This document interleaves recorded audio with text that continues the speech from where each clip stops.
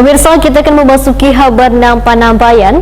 Hasil dari keputusan Komite Penanganan COVID-19 Wan Pemulihan Ekonomi Nasional menetapkan Banjarmasin kembali melanjutkan penerapan PPKM level 4 mulai 7 sampai 20 September 2021. Padahal sesuai hasil evaluasi internal ternyata berbeda dengan pusat, karena semestinya sudah turun ke level 3 sehingga keputusan pemerintah pusat membingungkan pemerintah kota Banjarmasin.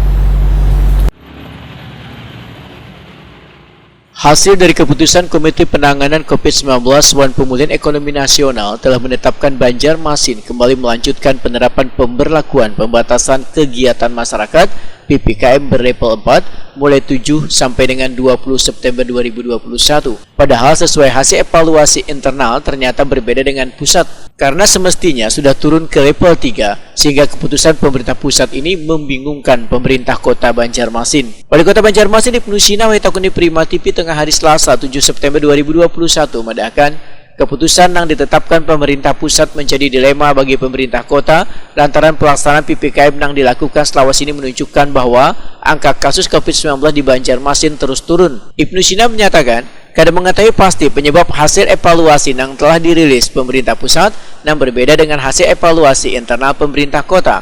Ibnu Sina pun mengaku pasrah dengan keputusan pemerintah pusat wan kada akan menerbitkan surat edaran wali kota lagi, namun hanya memberlakukan berbagai kelonggaran, terutama di sektor ekonomi.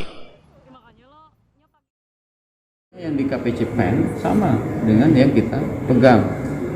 Panduan sesuai dengan ketentuan untuk pedoman PPKM, Instruksi Menteri Dalam Negeri, sama angkanya di 332. Bahkan kalau untuk berdasarkan ketentuan, satunya lagi, kita berada di level 232. Tapi tetap karena masih ada 3, tetap di level 3. Jadi kami di Satgas tetap melaksanakan tugas seperti biasa, dan kami juga terus berkomunikasi dengan seluruh elemen yang ada agar kita betul-betul bisa menyukseskan ini dan betul-betul angka itu turun sekali sebetulnya, landai sekali.